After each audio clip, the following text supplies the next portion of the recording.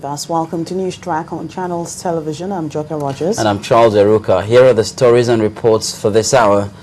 The Independent National Electoral Commission is not letting go of issues surrounding the appeal court's order to overturn the Commission's decision on the deregistration of political parties.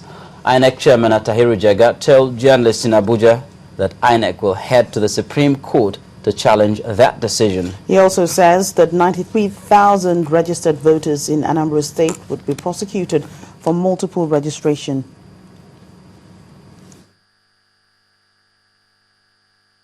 Court in Abuja, which voided the deregistration of 28 political parties by the Independent National Electoral Commission, must have spelled huge relief for the parties. But the Independent National Electoral Commission says the battle is not over, saying the court cannot overturn the deregistration. People are forgetting that we have 3 other court judgments that have thrown away those who have gone to contest our deregistration of political parties. So this is the 4th judgment which seemed to now favor a deregistered party. So really, as far as we are concerned, it's a case that we intend to appeal. The introduction of the permanent voter cards before the end of the year is another strategy INEC is deploying to further checkmate electoral fraud in the system ahead of the 2015 elections. Responding to questions by journalists, INEC says it has begun leveling the grass in Anambra State through the prosecution of 93,529 persons for multiple registration and clearing other hiccups in the electoral system. We know there is no confusion in Anambra. What we want to avoid during the elections, unless there is a clear court order that stops us from discharging our responsibility, we will not allow what happened in the past to happen again, where several candidates will now be, after the primaries, you will have several candidates now campaigning.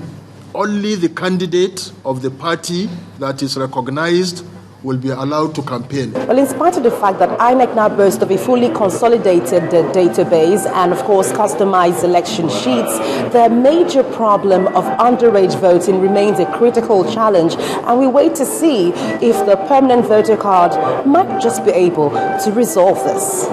Gloria Umezuke, Channels Television News. About 35 people have been killed in 2 attacks by gunmen in Borno State, northern Nigeria. A military statement reveals that 32 militants, 2 soldiers and a police officer died in the assaults on a police station and a military base late on Sunday. According to the military, sophisticated weapons and explosives were used in the attacks. The twin attacks in Borno happened on Sunday, but news of them has only just emerged owing to breakdown in communications within the region since the state of emergency was declared. The attacks are suspected to have been carried out by terrorist group Boko Haram, as it follows their usual style of attacks, although they have not come out to claim responsibility. Well, as part of plans to reinforce the troops in northern Nigeria, 100 Nigerian troops deployed to Mali as part of the United Nations peacekeepers have arrived in Maiduguri, the Borno State capital. The soldiers arrived at the Maiduguri airport at exactly 12 midnight. They were received by the Director of Defense Information, Brigadier General Chris Olukolade, and other top military officers. The returning troops have joined other troops who are on military operations in northeast Nigeria.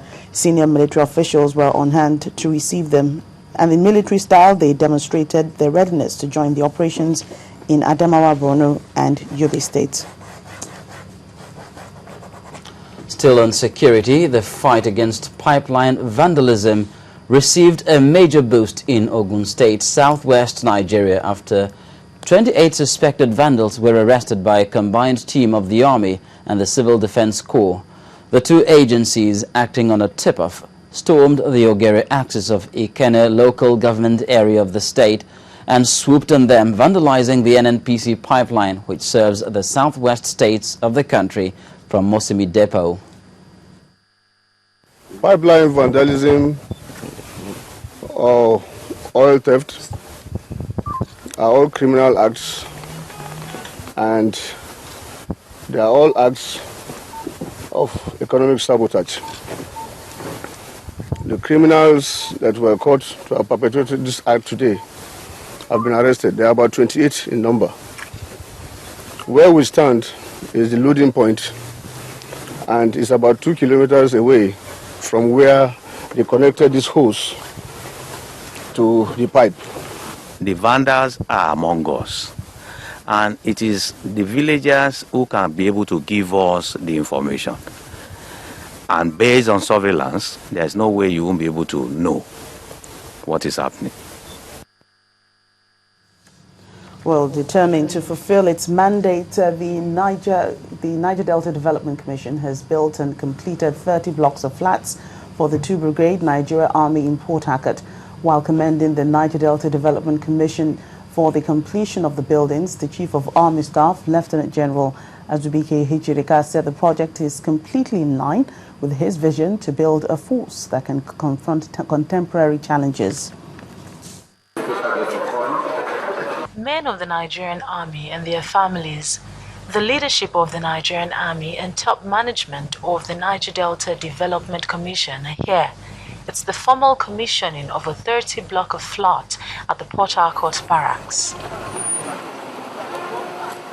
In truth, the arena of the services, that is the military and the police, is also a very, very huge arena. And incidentally, it is the area that ensures that we can sleep well at night. I'm happy that the current board recognized that, and we decided to intervene in some of the military establishments. It's straight to the commissioning and handing over of keys to 30 officers. Congratulations. I hope you maintain the house, man. The projects commissioned today have direct bearing on my vision, which is to transform the Nigerian Army to be better able to meet contemporary challenges. The NDDC says it will not rest on its laurels. This is a good way of saying thank you to Mr. President for having us a good opportunity to serve our people. Even in the Air Force, it's just that what we are doing in the Air Force is not as heavy as what we have here, but we'll continue to improve, God willing. With this provision, the NDDC believes that men of the Nigerian Army will be better committed to their responsibility of protecting the nation's territorial integrity. Still to come on News Track, Delta State Governor asks judges in the state to stop judicial foot dragging and piling up cases unnecessarily. Do stay with us for details. Fun, inspiration and knowledge.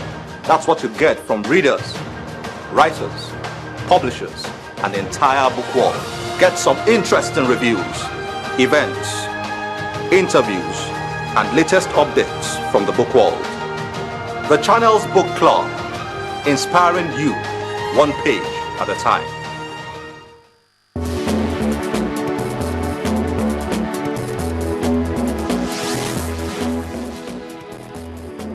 Welcome back. All our top stories and other programs can be found on our website, channelstv.com and youtube.com/channelsweb. Viewers live on an iPad, iPhone or BlackBerry when you visit m.channelstv.com when you're on the go. You can also download the Channels TV app for Android and Nokia 920 from the respective stores.